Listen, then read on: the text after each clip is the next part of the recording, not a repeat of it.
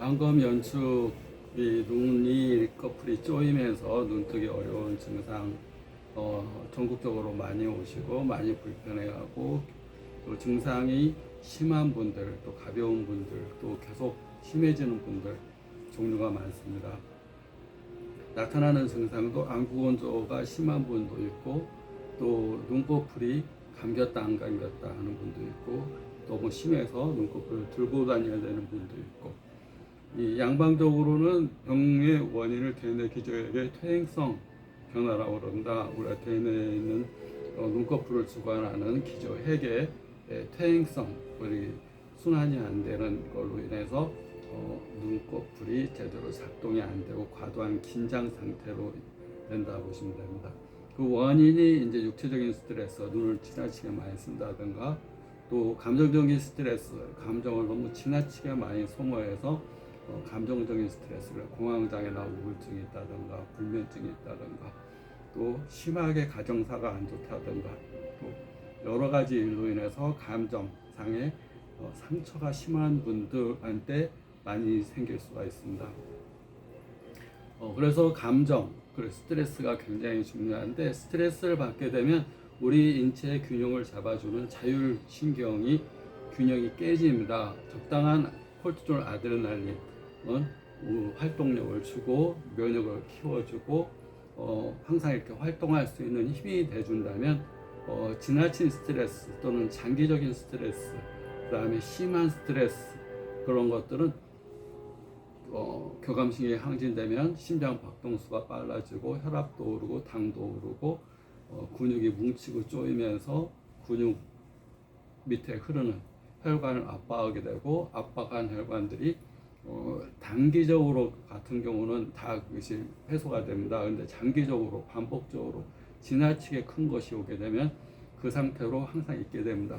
그러면 이 체내에 병이 발생되고, 또 이제 그 호르몬이 변화가 옵니다. 콜티졸, 아드레날린이 지나치게 분비되면서 중수는 망막령, 망막 부위가 부어오르게 되고, 시신경이 우리 껍질이 벗겨지는 탈수초화 현상도 있게 되고, 안압이 오르면서 안압약을 써도 안압이 떨어지지 않는, 안압약을 저만하거나 안압약을 써도 떨어지지 않는, 항상 안압이 나가는 통로가 좁아지고 막혀 있는 상태로 이렇게 될 수가 있습니다.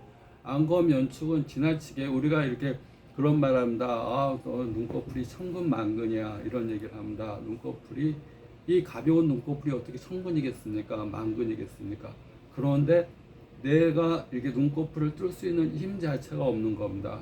가벼운 이 눈꺼풀 근육을 감당하지 못하기 때문에 축 처져서 눈을 덮어버리는 증상이 오게 되는 겁니다.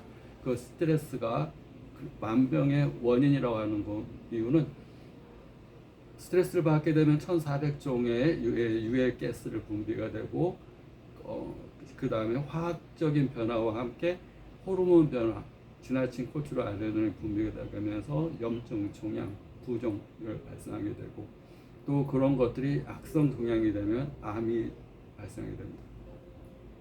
스트레스를 푸는 여러 가지 방법이 있습니다. 첫 번째, 호흡법.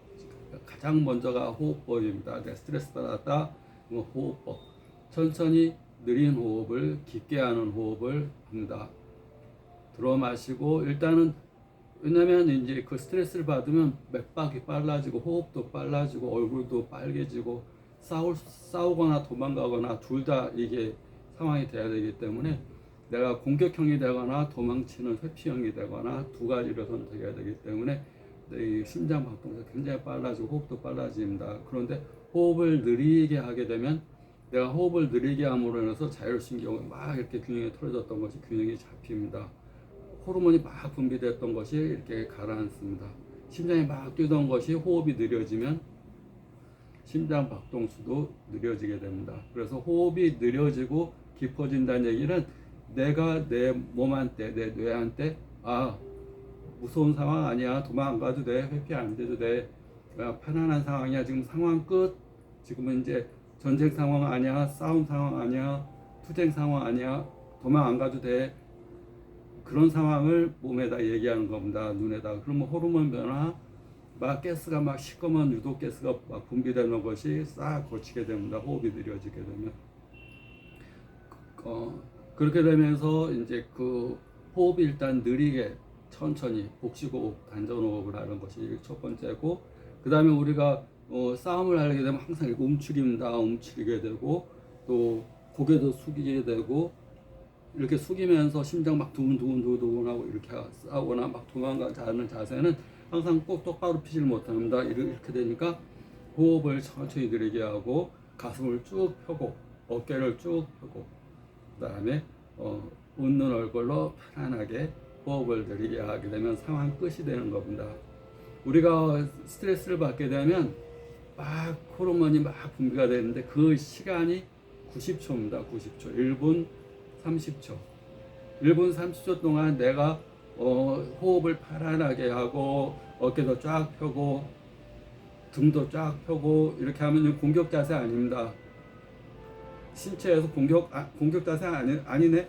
그러니까 내가 이제 생각하고 감정과 행동이 나오게 되는데, 자세를 바꾸고 호흡을 느리고 깊게 하게 되면 감정이 변합니다. 지금 이거 화나는 상황이 아닌 모양인데 등도 펴고 어깨도 펴고 호흡도 느리네. 감정이 변합니다. 이거 화난 상황 아니다. 다시 종료. 생각도 막 부정적인 생각이 났었는데, 부정적인 생각, 스트레스 받으면 인상 쓰고 막 이래야 되는데 어깨도 펴고 등도 폈네. 호흡도 느리네. 그리고 모든 상황이 1분 30초만 이 호흡을 하고 이 자세를 취해도 종료, 상황 끝, 이렇게 됩니다.